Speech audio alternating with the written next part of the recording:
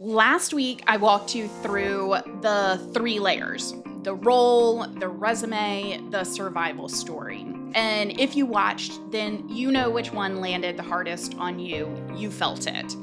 But seeing the layers isn't the work. It's just the start of the work. And today, I'm going to walk you through what happens after you see.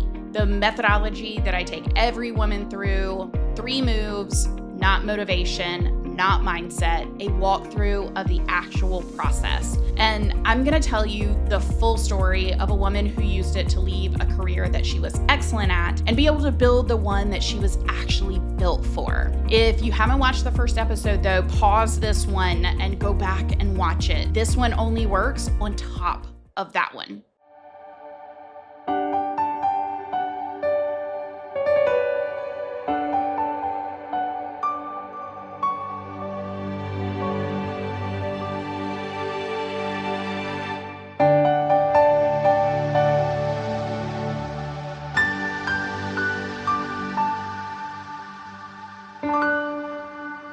So here's why this episode exists. Most women, once they see the 3 layers, tend to panic. They sit with the question that I gave you last week, they feel it land, and then the next morning, they start trying to fix it. Burn down the career, again, move to Portugal, reinvent themselves overnight, and that is not the work that I want you doing. That is just panic.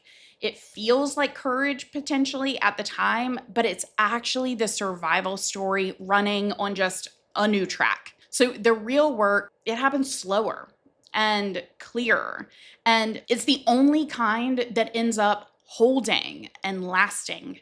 So there are 3 moves: see, choose, become. The first move is see. Again, it sounds simple, it isn't. Most high-achieving women just cannot see themselves clearly. They can see everyone else with surgical precision. They can read the room, they can diagnose the team, advise a friend, predict the client. They have the gift, but it's turned outward. When the same gift gets turned inward, the picture, it goes a little bit blurry. The role gets confused for the woman. The resume gets counted as proof of who she is, and the survival story gets mistaken for the truth. So C is what we did together last week. It's the work of pulling those 3 layers apart and really being able to look at them honestly. Here's how it actually unfolds in a coaching session. I don't ask a woman what she wants. That question ends up actually coming much later. I ask her what she sees. I ask her to finish the I am a woman who with a verb, not a noun, not a title, a verb that was true at 8. I asked her to list the last 5 wins that she had. And then I asked which ones actually fed the woman who she is and which ones fed the costume, the title, the role, the resume. Ask her to finish the statement, if I stop blank, then blank. And I tell her not to edit it. We sit with whatever comes out. 3 questions. Sometimes the whole first session is just those 3 questions. But by the end, she sees something she's never let herself see. Not because it was hidden, because she's never been asked. That's the first move, the clarity to see who you already are. Most women just want to skip this, and I get it. They want to jump to the choosing, to deciding what's next. And I won't let them. You can't choose a new life from inside a blurry picture of the old one. The seeing has to come first. Everything else is going to be downstream of it. So the second move is choose. Now, this is the one that most women have honestly never given themselves permission to make. So I'm going to say this carefully because it's the brand line of the whole methodology. Choose isn't about deciding what to do next. That's the question every high-achieving woman has been answering her whole life. What's next? The next promotion, the next milestone, the next logical step. Choose is the moment a woman lets herself want what she wants, not the next logical move, the right one for her. Here's why this move is harder, honestly, than it sounds. It's not a decision. It's a permission. High achieving women don't have a decision problem. They're excellent at deciding. Give them a spreadsheet and 3 options and they'll rank them, pressure test them, and land on the right answer in 20 minutes. They have a permission problem. And the reason they have a permission problem is that they've been trained out of wanting. Let me tell you the 3 mistakes that I see women make at this move over and over again. Because if you're not doing the work with someone who can see them, then you'll make them too. The first mistake is wanting to be certain about the want before you're allowed to want it. She thinks she has to be sure. Sure, it's the right thing. Sure, it will work. Sure, she won't regret it. Sure, her partner will support it. Sure, the money will be there. Certainty is not the precondition for wanting. Certainty is what comes on the other side of the wanting some years later.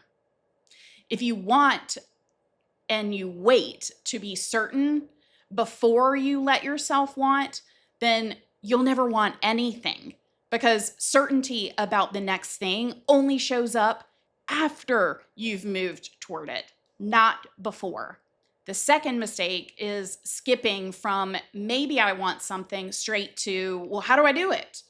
She starts price checking the certification program, researching the timeline, calculating whether she could afford to do it, making a spreadsheet. That looks like she's taking the want seriously, but here's the thing, she isn't. She's protecting herself from actually feeling it. The plan comes later. If you skip to the plan, the wanting never fully lands. You end up with a well-researched fantasy you never move toward. And you tell yourself that you did the work. You didn't do the work. You did the research. Those are really different things. Okay, the third mistake is the one I see most in the women that I work with. And honestly, it's the trickiest. She lets herself want something, but the wanting is still shaped by someone else. She wants a business that her husband will be proud of. She wants a career that her mother would have approved of. She wants a life that her friends will admire. That's not the permission moment. That's the absorbed plan wearing just a slightly better costume. The permission moment has one signature. When you say the want out loud, you feel a little embarrassed. Not proud, not clear, a little embarrassed. Because the want is too small or too weird or too specific or too domestic or too creative or too impractical or too something. The embarrassment is the diagnostic. It means the want came from the woman underneath, not the costume. So the permission moment is small on purpose. It has to be. Big wants, they feel dangerous, honestly. Big wants feel like they'd cost too much.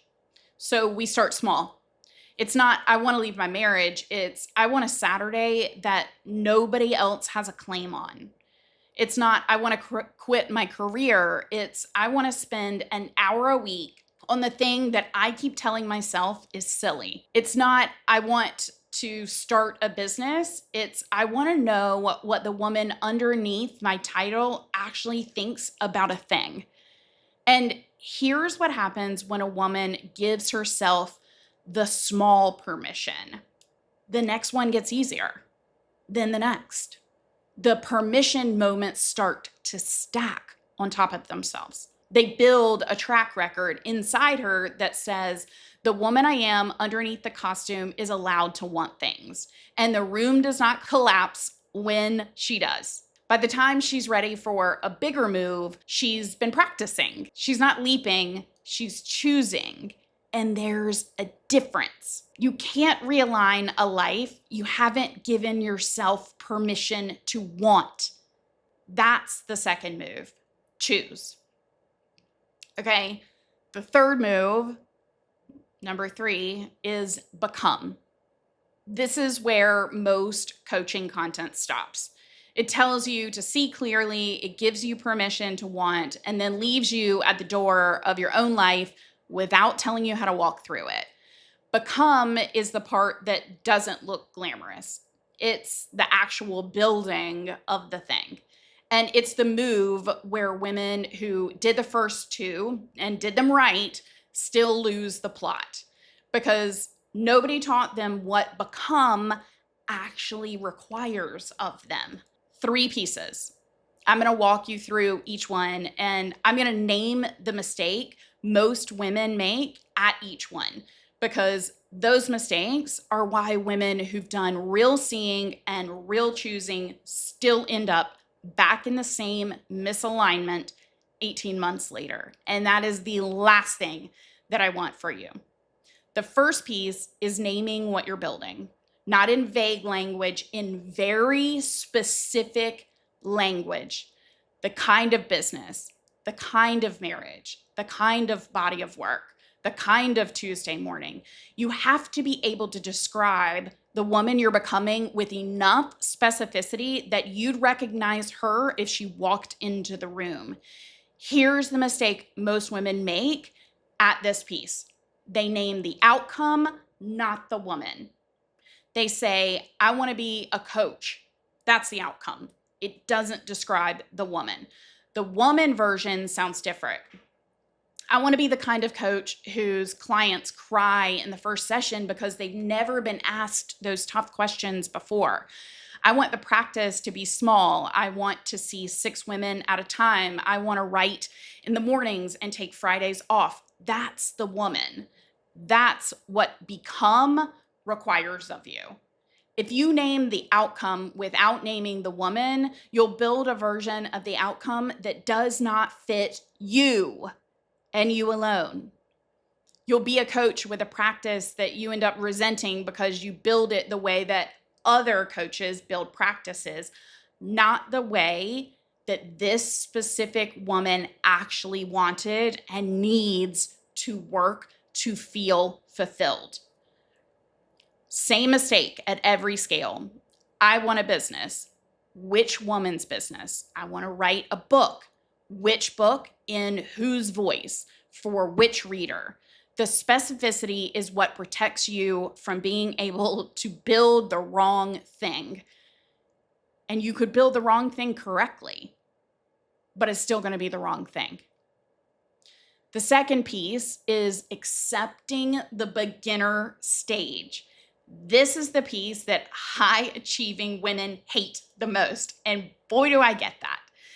You have been excellent at everything for so long that being a beginner again feels intolerable. You've forgotten what it feels like to be bad at something, awkward, slow, visibly figuring it out in front of your peers. Becoming the woman underneath the costume requires a beginner for a while. There is no version of this where you skip that. The Pharma rep who ended up becoming an interior designer had to be a beginner at design. The lawyer who became a coach had to be a beginner at coaching first. I did. Every woman who's done this work has been a beginner at some point. Here's the mistake most women make at this piece. They confuse being a beginner at the new thing with being incompetent as a person. Their whole identity was built on being excellent. Being a beginner feels like their identity is suddenly being taken from them. So they secretly try to skip the beginner phase. They over-credential. They take 4 certifications instead of just getting started with the business. They suspend themselves for 2 years prepping to launch instead of just 6 months practicing the thing in real life. The credentials and the prep are the 8-year-old's survival story running one more time. If I'm exceptional enough, I won't have to be a beginner. But you do. Everyone does. You're going to be excellent eventually. Trust me on this. The capacity is in you, but not on day one. Day one, you're a beginner, just like I was. And you have to let yourself be one. The woman who cannot let themselves be beginners don't fail at become. They just never start. They stay in a permanent state of preparation, which looks like progress and produces nothing. The third piece is the becoming plan. And this is step by step, not a leap. This is the piece that protects you from that panic move. You're not going to burn down your career on Tuesday. You're going to make a plan that gets you from the woman you've been performing to the woman you actually are in stages that fit your actual life. So here's the mistake most women make at this piece, and it's the one that costs them, frankly, the most. They think the plan means picking a date. They set a resignation date or a launch date or an announcement date. They put it on the calendar. They tell themselves that's the plan. That's not a plan. That's a deadline attached to a fantasy. A real becoming plan has three things. One, direction. You know which way you're going, not what year you arrive, which direction each next move should point you. Two, sequence. You know the order. You don't do the thing that requires being visible before you do the thing that requires being competent. You don't quit the old thing before you have a foothold in the new thing. You sequence the moves so that each one makes the next one possible. And the third is continuity.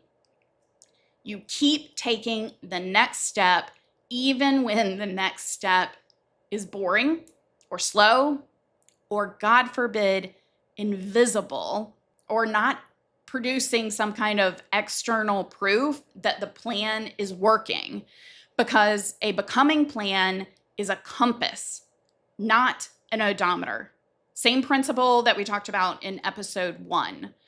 For some women, that's a 6-month plan. For some, it's a 3-year plan. For some, it's a decade. The timeline does not matter. What matters is that the plan has direction, sequence, and continuity, not a date on the calendar and a leap of faith. Step by step, not the leap, the realignment. That's the third move, become.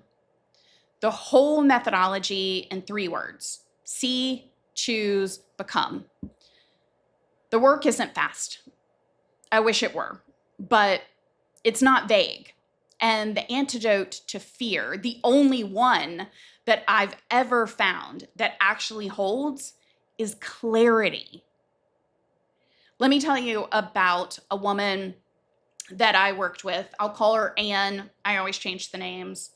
Anne came to me at 46. She'd spent 20 years in pharmaceutical sales. She was excellent at it. The money was extraordinary. She'd been on every President's Cup trip in her division. From the outside, she was the woman that everyone wanted to be at the conference, right? Got her in your mind. From the inside, she'd been quietly miserable for years. She came to me because she'd hit the question within herself: is this actually mine, or is this it? And she couldn't answer it, at least not on her own. We started with C. Her role was Pharma rep, easy to see. She picked it because she was good at sales and the industry paid. Nobody in her family had questioned it. Nobody in her industry had either. When I asked her to finish, I am a woman who, she struggled for a long time. Eventually, she said it. I'm a woman who sees space. I walk into a house and I know what it wants to be. And I asked her for how long that had been true. And she said since she was a kid. She used to rearrange her bedroom every few weeks. And as a teenager, she rearranged her friends' bedrooms. As an adult, she rearranged her own house, frankly, monthly. And her friends would come over and say, "How did you make this room feel so incredibly different?" 20 years in pharma, the seeing started at 8. Her resume was a wall of achievements. Quotas hit, awards won, trips earned. And when we sorted them, almost every win fed the costume. The ones that fed her were small. The time that she helped a colleague redesign her office. The weekend she spent rearranging her sister's living room before a party. She'd been doing the real work the whole time, in the margins, and for free, not counting it. Sound familiar? Her survival story was, "I am loved when I produce." And that is one that hits so close to home. Once she saw all 3 layers, the question shifted. She stopped asking, "What should I do?" instead, and she started asking, "What have I been ignoring about myself for the last 20 years?" That's choose. Her permission moment was small. She gave herself 1 Saturday a month to do design work. Just one. For friends, for free, not a business, just a permission. 6 months in, the Saturdays had become full weekends. She had a waiting list. She still hadn't called it a business. A year in, she gave herself permission to call it a business. That was the next permission moment, letting herself begin to charge.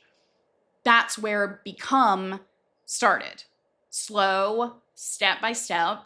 She didn't leave pharma until she had 18 months of design revenue behind her. She didn't quit on a Tuesday. She built the new thing inside the shell of the old one, the way every realignment that holds gets built.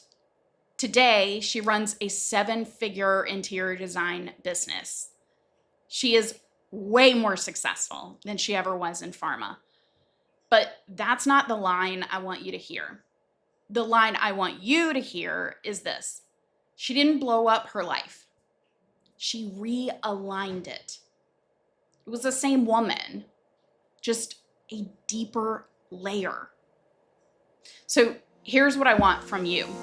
If you watched episode 1 and this one, and one piece of this methodology landed harder than the others, tell me which one in the comments. See, choose, or become. I read every single one of the comments, so make sure to tell me. If you want to do this work yourself, then the waitlist link is in the description, and that's where I take on a small number of women and I take them through the full diagnostic each season. And if these 2 episodes gave you language for something that you've been feeling but couldn't name, share them with another woman who needs this language. That's how this work moves. The life that was always yours, it is closer than you think. Never forget that. You just stopped letting an 8-year-old describe it. So I'll see you next week in the next episode. Thank you so much for joining us for this episode of the Sallie Ogden Show. I will see you next time.